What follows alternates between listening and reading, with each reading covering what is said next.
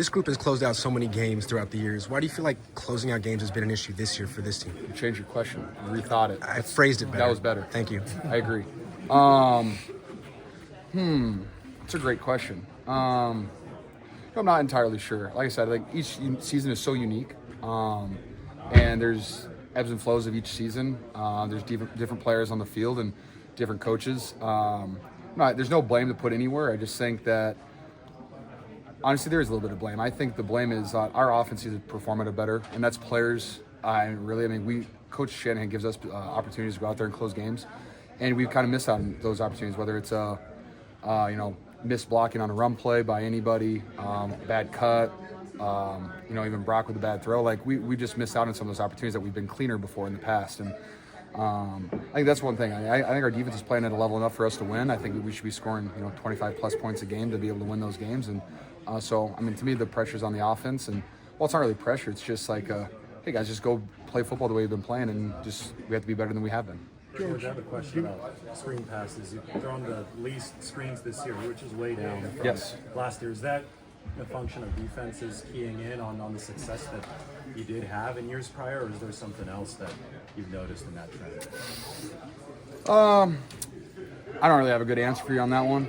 I know we have him installed. Coach Shanahan calls him sometimes he doesn't. I know there's a lot of stuff with Deebo is probably our best screen runner, and anytime that he's on the ball, a lot of teams try to press him and take away those screen opportunities to him. And they're installed though, so if we call him, we call him. If we don't, I prefer just to run the ball. That's just my opinion, or throw it to me. Either way.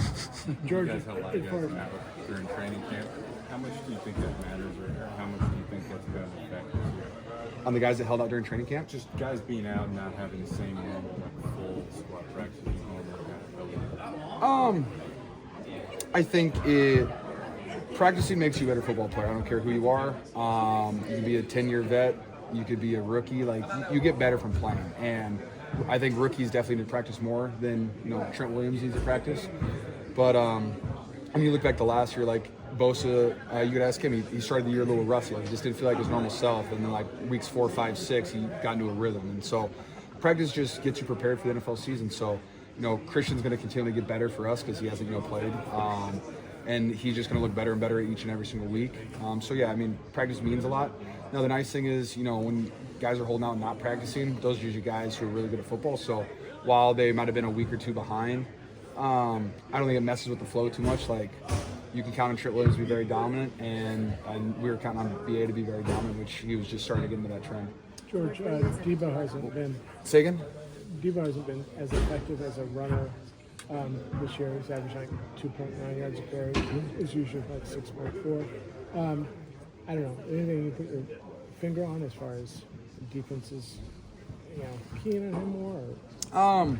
No, we've been doing Deebo in the backfield for 3 years now, so I think teams have adjustments made for it. And Deebo's a very explosive runner. When he gets downhill, he bounces off of guys, and definitely one of our best yak players. And in my opinion, I think Deebo's fine.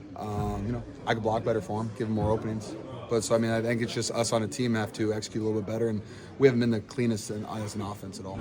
I was going to mention blocking. Thank you. Yeah. I don't want to talk to you anymore. That's true. How do you guys eliminate the mistakes you had on offense? You had a 14-play drive and 26 guys. I know you weren't on the field. 14-play drive that we punted on. Yes. That was I think that's a Coach Shanahan first. I asked him. That's wild, isn't it? Yeah. Frustrating, some would say. I would say,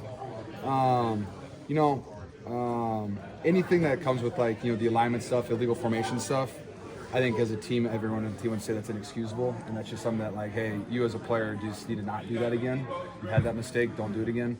When it comes to holdings and stuff like that, you just try to teach a guy, hey, make sure you run your feet and keep your hands inside, and just try your best not to do it. There's holding on every single play, and sometimes you get calls, especially at the point of attack, and I think that was an emphasis last week. So we're gonna try our best to keep our hands inside and hold less, obviously. How come you get to stand on something? I'm smart. I usually don't do interviews for people who stand on boxes. It makes me uncomfortable. I'm busting your balls, man. You're okay. You're okay. It's just Vern. George, Oh, what's up, man? Hi, how come you? doing? What's up? Kyle said you were close. I know you play through all sorts of stuff. Is it different when it's a hamstring? You just The hammy's a tough thing. It's actually, I think it's like besides this year, it's like one of I think the last time I did a hammy was like my rookie season, really. And they're just really finicky, and it's one of those things that, you just be running a random route, and all of a sudden you pull it even more, and then it's 4 to 6 weeks, and then I'm on probably season-ending IR. So it's just kind of something we wanted to make sure I had full confidence in, and did not have full confidence in it. And so I think it was a pretty easy decision for us on game day. Is it related to the week 3 hamstring? The same No, it was luckily it was completely different, which is, I think that's a good thing. Not re-injuring the same thing multiple times. Yeah, I'm gonna go with that. That's what my brain's telling me to say. Did it feel roughly the same throughout the week, or did it kind of fluctuate as the week? No, it definitely got better throughout the week, and then Saturday was a tough day. Like I thought I felt pretty good on Friday. Saturday didn't feel great, and then Sunday was just not a good enough place to be like, let's go out there and push it. I don't think it would have been my best self anyways. How do you feel now, and what's your hope for Sunday? I will be playing on Sunday. Very excited. Can't pass up playing the Packers. So no, I will be out there for sure. Get a practice today. It'll be very fun and exciting. Kittle, talking to a former player, I asked, Deebo said on his podcast, it's been a frustrating season in some respect. And when I asked the former player here from the Niners, what did you do in that situation when that was the case for your team, he said that this is when the captains really step in and get vocal. Has that been the case so far? Yes and no. So far this week, not as much. This is our first day really in the building together, so we haven't had like a players only meeting or something like that. I don't think we're at that point. You could look at, hey, we're like 3 possessions away from being 8-2, but we can't really live like that. And those are the mistakes that we've made to be 5-5, and it's not exactly where we want to be.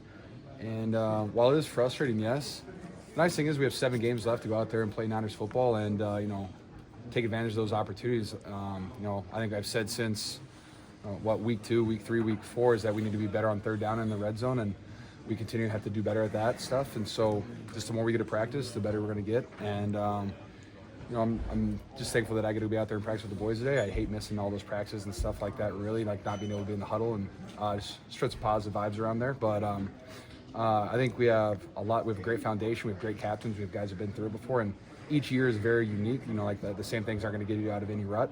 But I think we have the right mindset for it. We have the right guys for it. So I'm just looking forward to playing and getting a dub on Sunday. Why do you think closing out games has been an issue? Milo had mentioned on Monday that you guys came in pissed off, and I imagine that's not something you want to dwell on, but how can you use that to fuel you for Sunday and beyond? I'm never really pissed off, so I don't think he's speaking for everybody, but no. I get it. You do get frustrated, when you don't close out games. It's not fun. You have the win right there, and then either you do something on offense to pull away, or your defense, doesn't finish it out, and so that is frustrating. Losing our 3rd divisional game that's frustrating as well. So I think that's what he means by we're pissed off. And but it was fun. I woke up. What was that?